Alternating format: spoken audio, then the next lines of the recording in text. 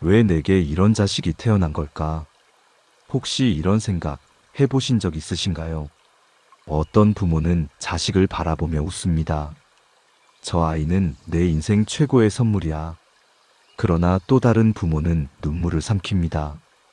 왜 내 자식은 늘 내 마음을 아프게 할까?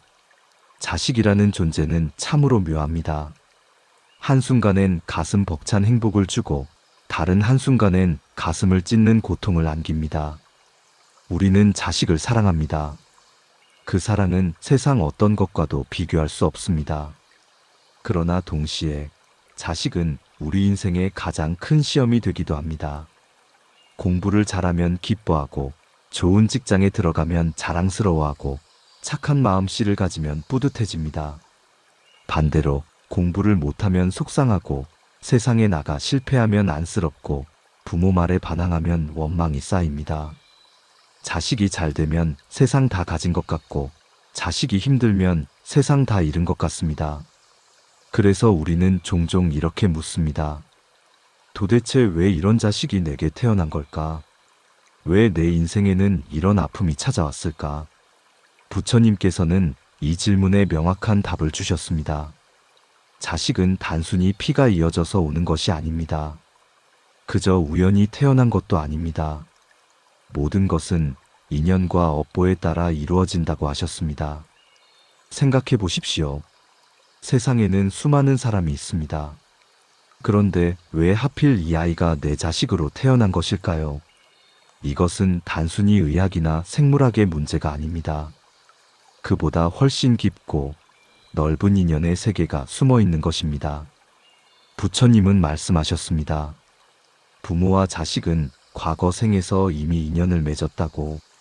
어떤 인연은 선한 인연이라 부모를 기쁘게 하고 효도하는 자식으로 오고, 어떤 인연은 악연이라 부모를 괴롭히고 마음을 시험하는 자식으로 온다고. 이 이야기를 들으면 마음이 복잡해집니다. 그럼 내 자식이 나를 힘들게 하는 것도 내 업보 때문인가요? 이렇게 묻고 싶어지실 겁니다. 그렇습니다. 자식은 부모의 업보와 깊이 연결되어 있습니다. 과거에 내가 지은 행위가 이 생에서 자식이라는 모습으로 나타나기도 합니다.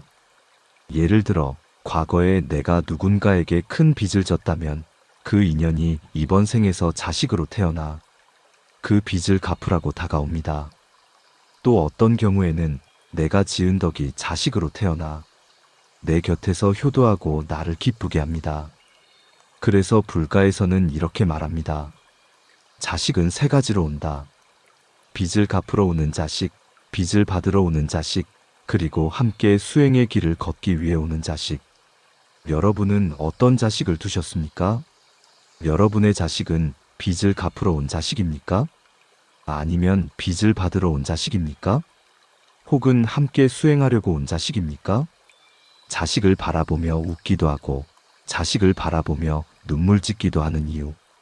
그 모든 것에는 반드시 까닭이 있다는 겁니다. 자식은 단순한 존재가 아닙니다. 그들은 부모의 거울입니다. 그리고 부모의 마음을 단련시키는 스승이기도 합니다.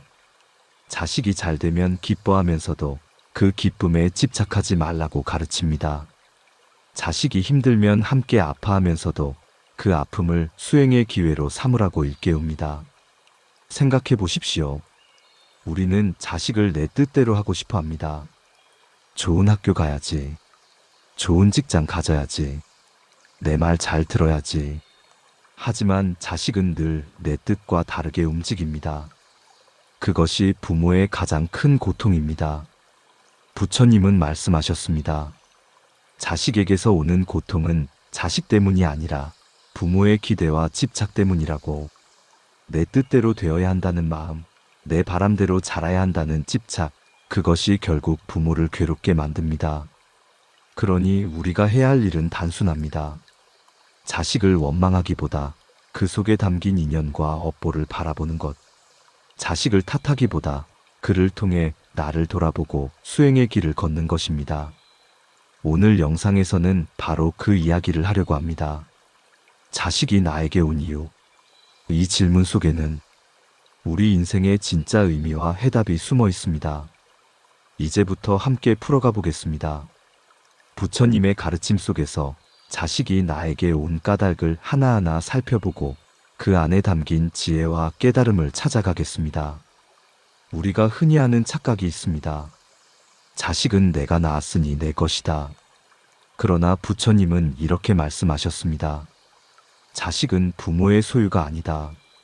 단지 인연 따라 머물다 가는 존재일 뿐이다. 이 말은 처음 들으면 낯설게 느껴집니다. 아니, 내 뱃속에서 10달을 품었는데 어떻게 내 소유가 아닐 수 있단 말인가. 그러나 깊이 생각해보면 그렇습니다. 자식은 내 뜻대로 되지 않습니다. 내 마음처럼 살아주지 않습니다. 내 바람대로 성장하지 않습니다.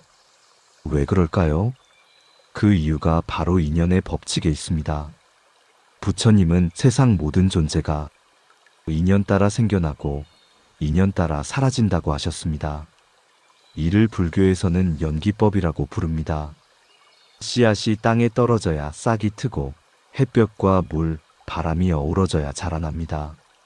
조건이 갖춰지지 않으면 아무리 좋은 씨앗이라도 자라지 못합니다. 자식도 마찬가지입니다.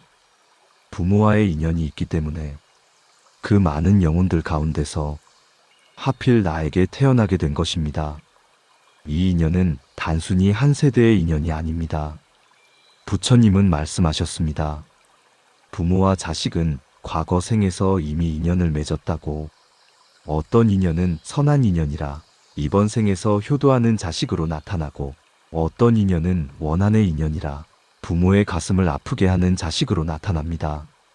생각해 보십시오. 세상에는 수많은 아이들이 태어나지만 내 집으로 들어온 아이는 단 한 명뿐입니다. 이것은 결코 우연이 아닙니다. 바로 깊은 인연의 끌림 때문입니다. 불가에서는 이런 이야기를 합니다. 1000명의 아이가 있어도 그 중에 단 한 명만이 내 집으로 들어온다. 왜일까요? 과거에 지은 인연이 있기 때문입니다. 내가 베풀었던 선행이 이번 생에 복된 자식으로 열매 맺기도 하고, 내가 지었던 잘못이 이번 생에 부모를 괴롭히는 자식으로 돌아오기도 합니다. 예를 들어 어떤 이는 어려운 시절에 고아를 거두어 길렀습니다. 그 선행은 사라지지 않습니다. 그 인연은 이어져서 이번 생에 그 은혜를 갚는 자식으로 태어납니다. 반대로 어떤 이는 지난 생에서 아이를 학대하거나 버렸습니다. 그 업보는 사라지지 않습니다. 그 인연은 이어져서 이번 생에 원망으로 태어나 부모를 괴롭히는 자식으로 나타납니다. 그래서 부처님은 말씀하셨습니다. 부모와 자식은 백천겁의 인연 속에서 만난다. 다시 말해, 지금 내 곁에 있는 자식은 결코 우연히 온 존재가 아니라는 것입니다. 여러분, 혹시 이런 경험 있으신가요? 첫 아이를 품었을 때 이상하게 낯설지 않고 마치 오래전부터 알고 지낸 사람 같은 느낌. 아이가 태어난 순간 눈을 마주쳤을 때 묘한 친숙함과 정겨움이 밀려왔던 경험. 그것이 바로 인연의 힘입니다. 과거 생에서 이미 만났던 존재이기에 이번 생에서도 다시 만나게 된 것입니다. 물론 모든 인연이 즐겁지는 않습니다. 좋은 인연은 복이 되고 나쁜 인연은 고통이 됩니다.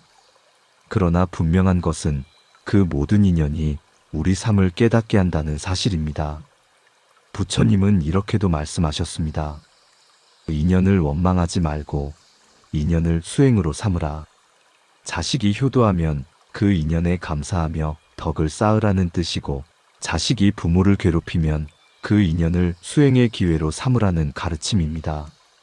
여러분, 이 세상에 나쁜 인연만 있는 것은 아닙니다. 그 속에는 반드시 배움의 의미가 숨어 있습니다. 힘든 자식은 내 인내심을 길러주고, 착한 자식은 내 감사심을 일깨워줍니다. 모든 자식은 결국 나를 단련시키는 스승입니다. 그러므로 우리가 가져야 할 마음은 단순합니다. 이 자식이 내게 온 것은 인연이 있기 때문이다. 그 인연이 덕이든 원망이든 모두 다 과거의 연으로 맺어진 것임을 알아차려야 합니다. 이 진리를 알게 되면 마음이 한결 편안해집니다. 아, 이 아이는 나와 인연이 있어서 온 것이구나.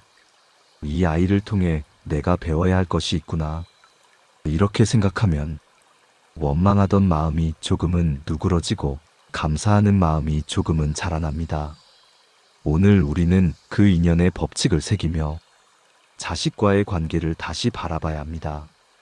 그저 부모와 자식이라는 틀로만 보지 말고 수많은 생을 이어온 깊은 인연 속에서 만난 존재라는 사실을 기억해야 합니다. 그리고 그 인연이 단순한 운명의 장난이 아니라 내 삶을 깨닫게 하는 불법의 길이라는 것을 알 때 비로소 우리는 자식에게서 감사와 지혜를 발견할 수 있습니다. 부처님께서는 이렇게 말씀하셨습니다. 모든 것은 인연 따라 생기고 모든 것은 업 따라 흐른다. 우리가 지금 만난 자식 역시 단순히 우연히 태어난 것이 아닙니다. 그 속에는 반드시 업보의 연결이 있습니다. 업보란 무엇일까요? 업보는 우리가 과거에 지은 행위의 결과입니다. 좋은 행위를 하면 좋은 결과가 따라오고 나쁜 행위를 하면 나쁜 결과가 찾아옵니다. 마치 씨앗을 심으면 그에 맞는 열매가 열리듯이 행위는 반드시 그에 맞는 열매를 맺습니다. 자식도 마찬가지입니다. 내가 지은 업이 자식의 모습으로 나타납니다. 내 과거가 오늘의 자식이라는 인연으로 다시 다가온 것입니다. 불가에서는 자식을 세 가지로 구분합니다. 첫째, 빚을 갚으러 오는 자식. 둘째, 빚을 받으러 오는 자식. 셋째, 함께 수행하려고 오는 자식. 첫째, 빚을 갚으러 오는 자식이 있습니다. 이런 자식은 부모에게 효도합니다. 늘 부모를 기쁘게 하고 평생 곁에서 보살핍니다. 왜일까요? 그 아이는 과거 생에서 부모에게 은혜를 입었기 때문입니다. 그래서 이번 생에 자식이 되어 그 은혜를 갚으러 온 것입니다. 둘째, 빚을 받으러 오는 자식이 있습니다. 이런 자식은 부모를 괴롭힙니다. 어려서부터 속을 썩이고 커서는 부모의 마음을 아프게 합니다. 왜일까요? 그 아이는 과거 생에서 부모에게 고통을 받았던 존재이기 때문입니다. 그 원망이 남아있어 이번 생에 자식으로 태어나 그 빚을 받으러 온 것입니다. 셋째, 함께 수행하려고 오는 자식이 있습니다. 이런 자식은 부모와 특별한 인연을 맺고 서로를 돕습니다. 부모는 자식을 통해 배우고 자식은 부모를 통해 성장합니다. 이런 관계는 단순한 채권 채무가 아니라 함께 깨달음의 길을 걷기 위한 인연입니다. 여러분은 어떤 자식을 두셨습니까? 혹시 부모에게 늘 웃음을 주는 자식입니까? 그렇다면 아마 과거에 내가 베푼 선행이 이번 생에 결실을 맺은 것일 겁니다. 혹시 늘 마음을 아프게 하는 자식입니까? 그렇다면 아마 과거에 내가 지은 잘못이 이번 생의 업보로 다가온 것일 겁니다. 어떤 부모님은 이렇게 말씀하십니다. 나는 자식한테 해준 게 많은데 왜 저 아이는 늘 나를 힘들게 할까? 부처님 말씀에 따르면 그것은 바로 업보의 연결 때문입니다. 과거에 내가 알게 모르게 남에게 준 고통이 이번 생에 자식이라는 모습으로 나타난 것입니다. 이 말을 듣고 억울하다고 느끼실 수도 있습니다. 아니, 내가 언제 그런 잘못을 했다고 왜 이 고생을 내가 받아야 하나? 하지만 부처님의 가르침은 분명합니다. 업은 내가 기억하든 못하든 내가 인정하든 못하든 반드시 그 결과를 가져옵니다. 여러분, 불교에서는 이렇게 설명합니다. 과거에 내가 누군가를 괴롭혔다면 그 사람은 이번 생에 자식이 되어 나에게 돌아옵니다. 내가 그에게 빚진 것이 있으니 이번 생에 부모와 자식으로 만나 그 빚을 갚아야 하는 것입니다. 예를 들어보겠습니다. 어떤 이는 지난 생에 남에게 돈을 빌리고 갚지 않았습니다. 그 인연은 사라지지 않습니다. 이번 생에 그 빚쟁이가 내 자식으로 태어나 끊임없이 돈 문제로 부모를 괴롭힙니다. 또 어떤 이는 지난 생에 누군가를 돌보지 않고 버렸습니다. 그 인연 역시 사라지지 않습니다. 이번 생에 그가 내 자식으로 태어나 나를 외면하거나 원망하며 괴롭힙니다. 이런 이야기를 들으면 참으로 두렵고 무겁게 느껴집니다. 하지만 동시에 깨닫게 됩니다. 아, 자식과의 관계 속에 내 과거가 숨어 있구나. 그렇다면 우리는 어떻게 해야 할까요? 부처님은 말씀하셨습니다. 업보를 탓하지 말고 업보를 닦으라. 자식이 부모를 괴롭힌다면 그것은 과거의 빚을 갚는 과정입니다. 억울해하지 말고 그 고통을 인내하며 수행의 기회로 삼으라는 뜻입니다. 물론 이것이 쉽지는 않습니다. 자식에게 상처받으면 가슴이 무너지고 삶의 의욕마저 사라집니다. 그러나 그 순간에 깨달아야 합니다. 이 아이가 내게 온 것은 업보 때문이구나. 내가 과거에 지은 업이 지금 이 모습으로 나타난 것이구나. 이렇게 바라보면 마음이 조금은 편안해집니다. 업보는 단순히 벌이 아닙니다. 업보는 우리를 깨우기 위한 부처님의 가르침입니다. 자식을 통해 나의 업을 돌아보고 그 속에서 참회와 자비를 배우는 것. 그것이 바로 업보의 참된 의미입니다. 결국 자식은 나의 과거이고 나는 자식의 미래입니다. 우리는 업보에 끊을 수 없는 연결 속에서 서로 만나고 서로 배우며 서로의 삶을 완성해 가고 있는 것입니다. 그러니 오늘부터는 자식을 원망하기보다 그 속에 숨어 있는 업보의 의미를 찾아보십시오. 이 아이는 나의 업보를 보여주기 위해 왔다. 이 아이는 나를 성장시키기 위해 왔다. 이렇게 바라보면 자식과의 관계가 원망이 아닌 감사로 바뀌게 될 것입니다. 여러분, 혹시 이런 생각을 해보신 적 있으신가요? 내가 자식을 키우는 줄 알았는데 사실은 자식이 나를 키우고 있구나. 부처님은 말씀하셨습니다. 가장 가까운 인연이 가장 큰 스승이 된다. 자식은 단순히 부모의 보살핌을 받는 존재가 아닙니다. 오히려 부모의 마음을 단련시키고 부모를 성장시키는 위대한 스승이기도 합니다. 한번 떠올려 보십시오. 자식을 키우면서 처음 느꼈던 감정들 말입니다. 아이가 울 때 밤새 잠을 설쳐가며 달래야 했던 순간, 그때 부모는 인내심을 배웠습니다. 아이가 아플 때 차라리 내가 대신 아팠으면 하고 기도했던 순간, 그때 부모는 자비심을 배웠습니다. 아이가 잘못했을 때 혼내면서도 마음이 아팠던 순간, 그때 부모는 용서와 포용을 배웠습니다. 이처럼 자식은 부모에게 수행의 길을 열어주는 존재입니다. 단순히 키우는 대상이 아니라 부모를 단련하는 수행의 거울입니다. 여러분, 부모가 자식을 바라볼 때 왜 내 뜻대로 안 될까라는 고민을 참 많이 합니다. 그때마다 깨달아야 합니다. 자식은 내 뜻대로 움직이는 인형이 아니라 내 마음을 단련시키는 스승이라는 사실을. 한 어머니가 있었습니다. 자식이 늘 말을 듣지 않고 학교에서도 문제를 일으켜서 늘 가슴을 졸이며 살았습니다. 처음에는 자식을 원망했습니다. 왜 나에게 이런 아이가 태어났을까? 하지만 어느 날 문득 알게 되었습니다.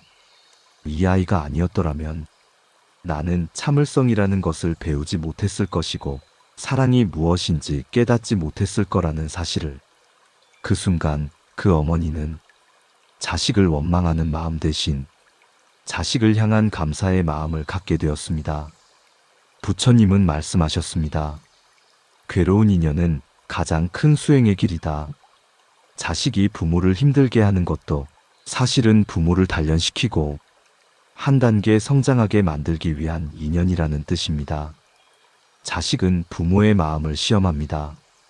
내가 얼마나 집착을 내려놓을 수 있는지, 내가 얼마나 자비를 베풀 수 있는지, 내가 얼마나 포용할 수 있는지를 끊임없이 시험하는 존재입니다. 이 시험을 잘 통과하면 부모의 마음은 점점 더 넓어지고 깊어집니다. 한 아버지는 이렇게 고백했습니다. 나는 자식 때문에 눈물도 많이 흘렸지만 그 눈물이 나를 더 부드럽게 만들었소. 나는 자식 때문에 화도 많이 냈지만 그 화를 다스리는 법을 배우게 되었소. 그렇습니다. 자식은 부모를 괴롭히기도 하지만 동시에 부모를 성장시키는 스승입니다. 여러분, 혹시 이런 경험 있으신가요? 아이가 작은 성취를 했을 때 그 기쁨이 마치 내 일처럼 크게 느껴졌던 순간, 그때 부모는 타인의 행복을 함께 기뻐하는 법을 배웁니다. 아이가 실수했을 때 그 실수를 감싸주며 기회를 주었던 순간, 그때 부모는 용서의 마음을 배웁니다. 아이가 부모의 마음을 몰라줄 때조차 여전히 사랑을 멈추지 못하는 순간, 그때 부모는 무조건적인 사랑을 배우게 됩니다. 결국 자식은 부모의 욕심을 비추는 거울이고 부모의 마음을 길러주는 스승입니다. 자식을 통해 부모는 자신이 얼마나 집착하는지 깨닫습니다. 자식을 통해 부모는 사랑이 무엇인지 다시 배웁니다. 자식을 통해 부모는 참된 수행의 길을 걸어갑니다. 부처님은 말씀하셨습니다. 모든 만남은 가르침이다. 그렇다면 부모와 자식의 만남은 그 무엇보다도 큰 가르침이 아닐까요? 그러니 이제는 이렇게 바라보십시오. 자식을 내 소유로만 여기지 말고 내 인생을 깨우쳐주는 스승으로 바라보십시오. 자식이 잘 될 때는 기쁨 속에서 감사하고 자식이 힘들 때는 고통 속에서 수행하십시오. 그러면 자식과의 관계가 원망에서 깨달음으로, 집착에서 자유로움으로 바뀌게 될 것입니다. 여러분, 혹시 지금도 자식 때문에 힘드신가요? 그렇다면 이렇게 마음속으로 되뇌어 보십시오. 이 아이는 내 인생의 스승이다. 그 순간 마음은 조금 더 가벼워지고 고통은 수행으로 바뀌게 될 것입니다. 자식은 우리를 울게도 하고 웃게도 하지만 결국에는 우리를 성장시키는 위대한 스승입니다. 그 사실을 깨닫는 순간 자식과의 인연은 원망이 아닌 감사로 빛나게 될 것입니다. 우리가 자식 때문에 괴로운 가장 큰 이유는 무엇일까요? 정말로 자식 그 자체 때문일까요? 부처님은 말씀하셨습니다. 고통은 대상에서 오는 것이 아니라 그 대상에 집착하는 마음에서 온다. 자식 때문에 괴로운 것도 결국 자식 때문이 아니라 내가 자식에게 품은 기대와 집착 때문입니다. 한번 곰곰이 생각해 보십시오. 우리는 자식을 낳는 순간부터 끊임없이 기대를 합니다. 우리 아이는 건강해야지. 우리 아이는 공부를 잘해야지. 우리 아이는 착해야지. 우리 아이는 내 말 잘 들어야지. 그리고 그 기대가 충족되면 우리는 기뻐하고 그 기대가 무너지면 우리는 고통을 받습니다. 부처님은 이런 마음을 집착이라고 부르셨습니다. 집착이란 내 뜻대로 되어야 한다는 마음입니다. 집착이란 내 생각대로 움직여야 한다는 고집입니다. 그런데 세상에 내 뜻대로 되는 것이 어디 있습니까? 내 몸조차 내 마음대로 되지 않는데 하물며 자식이 어떻게 내 뜻대로 되겠습니까? 여러분, 자식을 키워보신 분들은 아실 겁니다. 처음에는 아이가 내 마음속 계획대로 자랄 줄 알았습니다. 내가 원하는 학교에 가고 내가 원하는 직업을 가지며 내가 바라는 대로 살 줄 알았습니다. 하지만 시간이 지날수록 알게 됩니다. 자식은 나와는 다른 인생을 가진 하나의 존재라는 사실을. 부처님은 이렇게 말씀하셨습니다. 자식은 인연 따라 머무는 손님일 뿐이다. 자식은 부모의 인생을 대신 살아주는 존재가 아닙니다. 그들만의 길을 걸어가야 하는 하나의 주체적인 생명입니다. 그런데 부모는 자식을 붙잡습니다. 내 뜻대로 되어야 한다는 마음, 내 기대에 맞아야 한다는 마음, 내 기준에 따라야 한다는 마음을 내려놓지 못합니다. 이것이 바로 고통의 뿌리입니다. 어떤 어머니는 이런 말씀을 하셨습니다. 나는 아이를 위해서라면 뭐든지 할 수 있다고 생각했어요. 그런데 아이는 내 마음처럼 자라주지 않더군요. 처음에는 원망했어요. 내가 이렇게 헌신했는데 왜 저럴까? 하지만 나중에서야 알았어요. 내가 괴로웠던 건 아이 때문이 아니라 내 기대 때문이었구나 하고요. 여러분, 이처럼 고통은 자식이 주는 것이 아닙니다. 내 안에서 만들어지는 것입니다. 내가 기대를 품지 않았다면, 내가 집착을 내려놓았다면 자식이 어떻게 행동하든 그저 있는 그대로 바라볼 수 있었을 겁니다. 부처님은 또 이렇게 말씀하셨습니다. 사람은 자기 뜻대로 살지 않는다. 인연 따라 살 뿐이다. 내 자식도 마찬가지입니다. 내 뜻이 아니라 그 아이의 인연과 업에 따라 살아갑니다. 부모가 아무리 애써도 결국 자식은 자기 길을 가게 됩니다. 그러니 부모가 가져야 할 마음은 단순합니다. 내 뜻대로 만들려 하지 말고 자식의 길을 있는 그대로 인정해주는 마음입니다. 한 스님의 말씀이 기억납니다. 부모는 자식을 키우지만 결국 자식은 자식의 길을 가고 부모는 부모의 길을 간다. 부모가 자식에게 줄 수 있는 것은 돈도 명예도 지위도 아닙니다. 부모가 줄 수 있는 가장 큰 선물은 자식을 향한 조건 없는 사랑과 인정입니다. 여러분, 혹시 이런 경험 있으신가요? 자식이 내가 원하는 길이 아닌 다른 길을 택했을 때 처음에는 가슴이 무너지는 듯 했지만 시간이 지나고 보니 그 아이가 자기 삶을 행복하게 살고 있는 것을 보며 아, 내가 너무 집착했구나 하고 깨달았던 순간, 그 순간 우리는 알게 됩니다. 자식은 부모의 기대대로가 아니라 자신의 길 위에서 꽃을 피운다는 사실을. 자식을 향한 기대와 집착을 내려놓는 순간 부모의 마음은 한결 가벼워집니다. 그리고 자식과의 관계도 훨씬 더 자유로워집니다. 집착은 사슬이고 기대는 무거운 짐입니다. 그 사슬을 끊고 그 짐을 내려놓을 때 비로소 부모와 자식은 모두 자유로워질 수 있습니다. 부처님은 이렇게 말씀하셨습니다. 내가 사랑하는 것은 나를 구속하고 내가 집착하는 것은 나를 괴롭힌다. 여러분, 자식은 사랑할 대상이지 내 뜻대로 조종할 인형이 아닙니다. 자식은 나의 소유물이 아니라 잠시 내 곁에 머무는 인연의 손님일 뿐입니다. 그러니 오늘부터는 이렇게 마음을 바꿔보십시오. 내 자식은 내 뜻대로 되는 존재가 아니라 자기 인연 따라 살아가는 존재다. 그 마음을 가지는 순간 부모의 고통은 훨씬 줄어들고 마음에는 평안이 깃들게 될 것입니다. 자식은 사랑으로 지켜보는 존재이지 내 뜻대로 조종할 존재가 아닙니다. 그 사실을 깨닫는 순간 부모는 비로소 자유로워지고 자식 또한 자유롭게 날아오를 수 있게 됩니다. 자식을 바라볼 때 우리는 자주 이렇게 말합니다. 내 자식이 잘 돼야 내가 행복하다.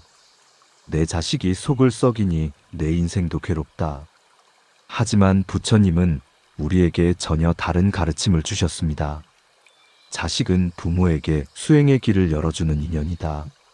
자식이 잘 되면 우리는 기쁨 속에서 감사하는 법을 배우고 자식이 힘들게 하면 우리는 고통 속에서 인내와 자비를 배우게 됩니다. 결국 자식은 어떤 모습으로든 부모에게 수행의 기회를 안겨주는 존재입니다. 한번 생각해 보십시오. 자식이 항상 부모 마음을 기쁘게 한다면 어떨까요? 물론 행복하겠지요. 하지만 너무 편안하기만 하면 우리는 성장하지 못합니다. 삶의 고비를 넘어야만 마음이 단단해지듯 자식을 통해 겪는 기쁨과 고통이 모두 다 부모를 단련시킵니다. 부처님은 이렇게 말씀하셨습니다. 괴로움은 깨달음의 문이 된다.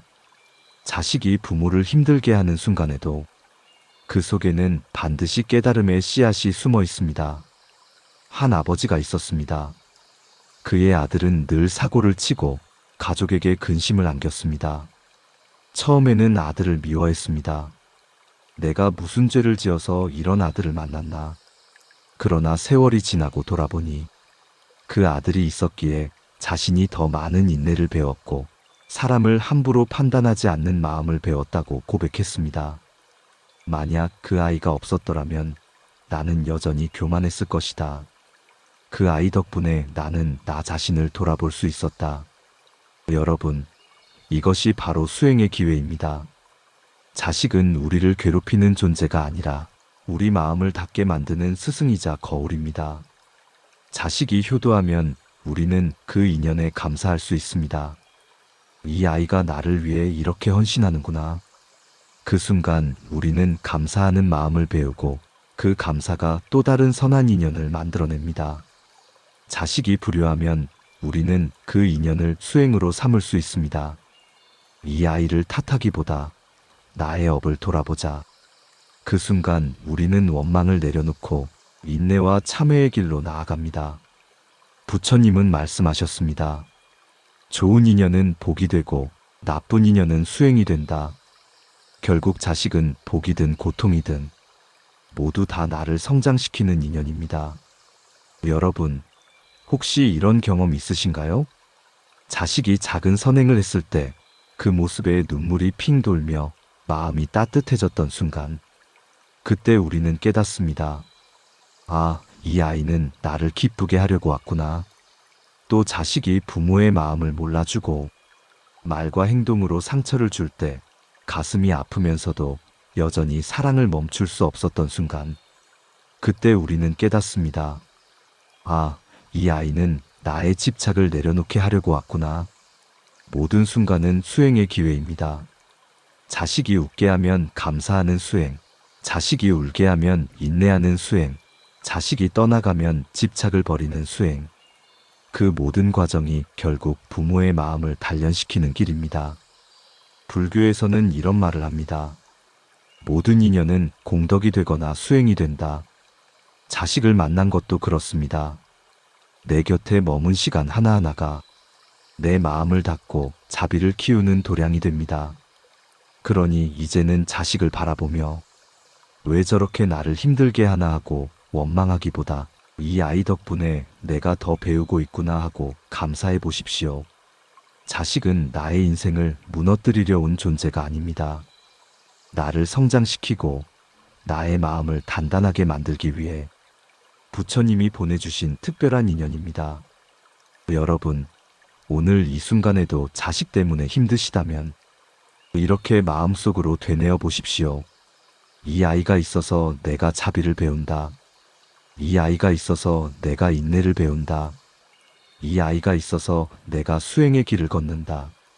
그 순간 원망은 감사로 바뀌고 고통은 수행으로 바뀌게 될 것입니다.